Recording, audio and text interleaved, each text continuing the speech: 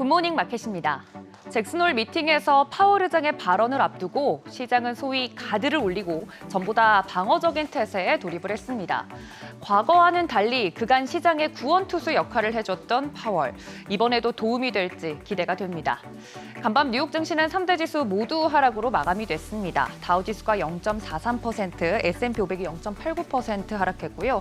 특히 나스닥이 1.67% 하락했습니다. 이외에 러셀 2000 지수도 0.95% 하락하는 등 전반적으로 부진한 모습이었습니다. 하지만 전체 지도를 펼쳐놓고 보면 그동안 시장을 견인해줬었던 반도체와 대형 기술주들 중심으로 부진했었고요. 그런 한편 금융과 에너지 섹터는 강세 보이는 등 섹터별로 보시는 것처럼 차별화가 진행됐습니다. 견고한 투자 심리에 힘입어서 상승 출발은 했지만 여러 경제 지표가 부진하게 나오면서 결국 지수는 하락세로 마감이 됐습니다. 시장 심리에 영향을 줬던 지표들 차례대로 살펴보면 우선 신규 실업수당 청구 건수 22만 8천 건에서 23만 2천 건으로 증가했습니다. 앞서 다양한 고용 지표에서 살펴본 것처럼 점차 고용이 둔화되고 있구나 알 수 있었고요. 다만 여전히 낮은 수준 유지하고 있어서 경기 침체 이슈를 자극하진 않았습니다. 이어서 제조업 PMI가 49.6에서 48로 위축이 됐습니다. 반면 서비스업 PMI는 55에서 55.2로 소폭 개선이 됐고요.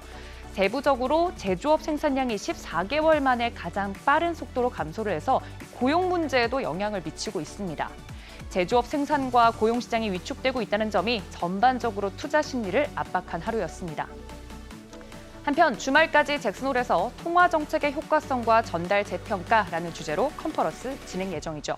현재 시간으로 23일 말씀 주신 대로 우리 시간으로는 저녁에 밤에 경제 전망을 주제로 이 파월 연준 의장의 연설이 예정되어 있습니다.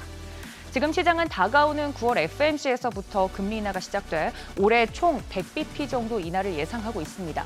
특히 9월 초에 발표가 되는 고용 보고서가 고용 위축을 강하게 시사할 경우 B컷 가능성도 높다고 보고 있습니다. 하지만 연준 이사들은 시장이 원하는 B컷 가능성을 진정시키는 발언들을 내놓고 있죠. 수잔 콜린스 연은 총재는 블룸버그와의 인터뷰에서 최근 데이터는 경제가 전반적으로 양호한 상태 보여주고 있다면서 큰 위험 신호는 보이지 않는다고 언급했습니다. 재조명이 중요하다고 생각은 하지만 금리 인하는 점진적으로 할 것이라는 걸 공통적으로 강조했습니다. 이렇다 보니 이번 잭슨홀 미팅에서 파월 의장의 발언 매우 중요할 텐데요.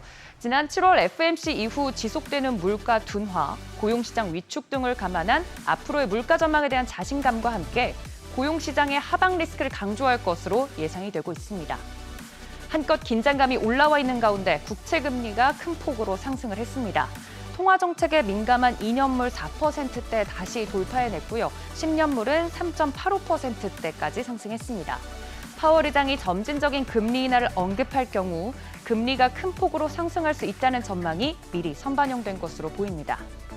부진한 경제 지표, 달러 강세 흐름과 또 국채 금리까지 급등하자 대형 기술주들 흔들릴만 했습니다. 애플 0.83% 하락했고 마이크로소프트는 2%대 하락했습니다.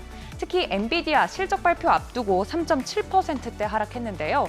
인텔, 퀄컴, 마이크론 등 반도체 업종 전반적으로 부진했고 이 영향으로 필라델피아 반도체 지수 3.4%대 하락했습니다. 이외에 구글, 아마존, 또 메타 할 것 없이 매그니피센트 7 종목 일제히 하락 마감했고요. 반면 트럼프 트레이드 기대 속에서 금융이나 에너지 관련주들은 강세 보인 하루였습니다. 국제유가는 상승 흐름 보였습니다. WTI 배럴당 73달러 선에 브렌트유는 배럴당 77달러 선에 마감했습니다. 파월 연준 의장의 발언을 통해 시장이 안정화되면 다음 주 엔비디아 실적에 조금 더 집중할 수 있을 텐데요. 과연 이번에도 도움을 줄지 함께 지켜보시죠. 지금까지 굿모닝 마켓이었습니다.